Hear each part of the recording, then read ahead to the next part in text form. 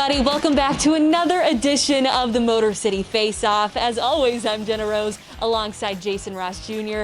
Here at LCA, less than 24 hours ago, the Detroit Pistons defeated the Toronto Raptors. Since then, the hardwood has been lifted, the beautiful fresh ice has been revealed underneath, and the Detroit Red Wings are gearing up to face the Dallas Stars. Fresh ice is always a wonderful sight. More hockey tonight here at the LCA. On today's edition of the Faceoff, we'll dive into the trade deadline, which is less than a month away now in the NHL, as hard as that is to believe. We'll also break down the Red Wings' Tuesday night win over Carolina, which snapped the Hurricanes' 8-game winning streak in the Central, in addition to breaking down tonight's meeting with Dallas, the third time that the Stars and Wings have matched up this year.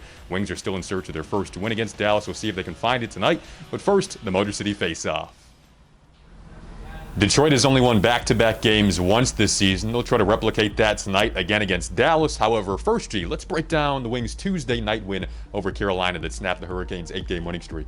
Well, the Canes were looking to extend that winning streak to 9, which would have been a franchise record. However, Detroit had other plans in mind. Heading into that game, the Wings were looking to create more chances since they've struggled to do so during the first two meetings against the Hurricanes earlier this season. During the 4-2 victory, Detroit outshot Carolina 15-7 in the first period, and the power play turned out to be the platform for generating offense early on. 2 power play goals in the first period were a byproduct of beautiful puck movement, and forward Adam Ernie was the beneficiary on both occasions. Ernie generated quite a few chances on the line alongside Glendening and Helm, which gave Detroit offense outside of their top 6 forwards. Here's what Ernie had to say about his 2-goal game. I think we're just creating more offense. I think it's it's obvious that we're more confident with the puck, and I think in this league that's huge. We're making efforts to make plays instead of just make the easy play sometimes. But I think there's there's a middle ground that we've kind of found where we're not playing too risky, where we're turning pucks over, but we're still making plays when they're there to be made. So I think that's big for us. Tuesday marked the first time since October of 2015 that the Red Wings had 2 power play goals in the first period. Detroit's 3rd goal of the game was produced by Larkin, taking it end-to-end, which resulted in a goal for Robbie Fabry. The message of creating more chances certainly got through to the players. The game was fittingly concluded by defenseman Filip Hronek scoring his first goal of the season with an empty netter. And Jason, that'll also be a key for tonight's game as well, creating chances. And on the flip side of that, defensively, when you look at tonight's game against Dallas, unlike the matchup against Carolina on Tuesday, Dallas may not be the prolific offensive team that Carolina is at their best. However, they're similar to the Canes in the sense of they're aggressive on the forecheck and their puck pursuit is excellent. So something Jeff Blashill talked about after Tuesday's night's win against Carolina, is just being smart with the puck and clearing it in a timely fashion. He noted that sometimes you want to have the beautiful end-to-end rushes up the ice where you're going tape to tape. However, sometimes it's best to just get the puck out of your zone in a timely fashion so you don't make that one mistake that could decide a game like tonight, which might be relatively low scoring when you have teams like Dallas and Detroit going head-to-head. So that's something I'm looking for in tonight's game. In addition, keeping that mindset up, like you noted, of creating chances and being aggressive when you are in the offensive zone. You don't want to see that ever stop. So we'll see if Detroit can do that tonight against the Stars as they try to find their first win of the season against Dallas.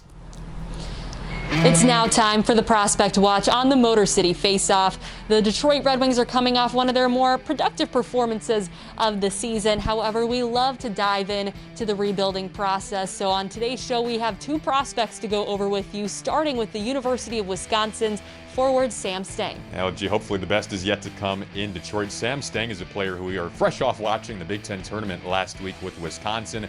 He's a player who Chris Draper, the director of amateur scouting for the Wings, called a phenomenal athlete. And you look at Sam Stange's history. In 2019, Jen, he was actually named the Wisconsin High School Athlete of the Year in both hockey and baseball. So certainly some athleticism there. He's a wonderful skater, 6'1", 200 pounds, power forward.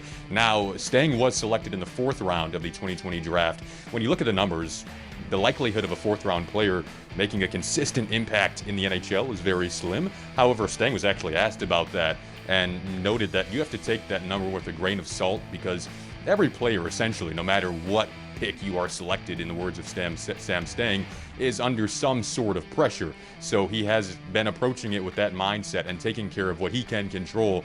So perhaps one of the more under-the-radar players in the Red Wings system right now, especially under the radar considering he plays with Cole Caulfield at Wisconsin, who is a Montreal Canadiens prospect, but someone we maybe could see down the road in a Detroit uniform. Now, someone who has already played in a Red Wings uniform, Evgeny Svechnikov, a guy who has cracked the lineup, however, is still trying to do that on a consistent basis.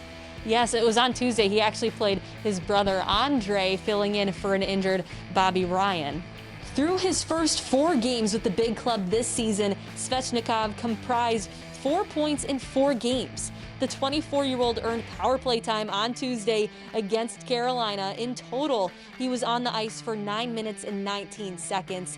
Head coach Jeff Blashill talked about what Svechnikov needs to do to earn a permanent role on this team. Here's what he had to say. You know, I thought Svech did a pretty good job. It's not easy coming up. It's not easy to earn that ice time. You know, just shift by shift, earn trust. That's the biggest thing. And how do you earn trust? By kind of winning your shifts over and over and over again. And I don't think it's necessarily one specific thing that he needs to be better at. Just continue to win his shifts. The more times that you know, he's playing in the O zone, that's where his strength is.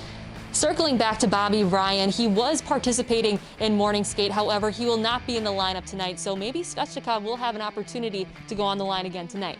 Hopefully we'll see maybe he's out there again today and a chance to produce more minutes and gain more shifts, as Blashill talked about in the presser after the game on Tuesday. Next up on the Motor City Faceoff, we'll talk about the upcoming trade deadline in the NHL. The April 12th trade deadline is less than a month away, which naturally leads to speculation over what a team in Detroit's position will opt to do during this stage of the rebuild. Jen, certainly an alluring pool of players that the Wings have that contending teams might be interested here when April 12th does roll around. You look at the group of defensemen. It's a veteran group of defensemen with Mark Stahl and John Merrill.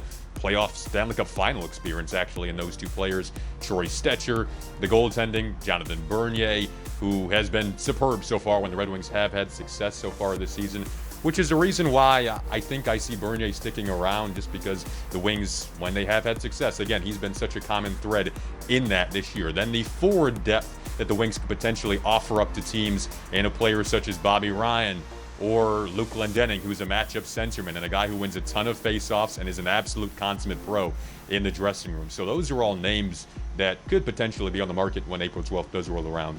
Yes, and on the note of veterans, Bobby Ryan, he's tied for second in goals with 6 so far this season. He brings that strong veteran presence and that secondary scoring that would be valuable to any lineup. Ryan would be economically conscious for a franchise given his cost of $1 million against the cap. However, looking at the Wings' scoring depth, Ryan would be a pivotal piece moving forward. So we'll see what upper management decides to do as the days draw closer, and even if there is a deal to strike up, what the franchise could get in return for Ryan. However, that's April 12th, Jason. Right now it's March 18th, and today the Detroit Red Wings will be facing the Dallas Stars. Puck drop is at 7:30 p.m. here at LCA. Thank you so much for taking the time to join us on the Motor City Faceoff. If you haven't yet, go like, subscribe, and share our content. This is your #1 stop for everything Detroit sports. For Jason Ross Jr., I'm Genna Rose. See ya at Puck Drop.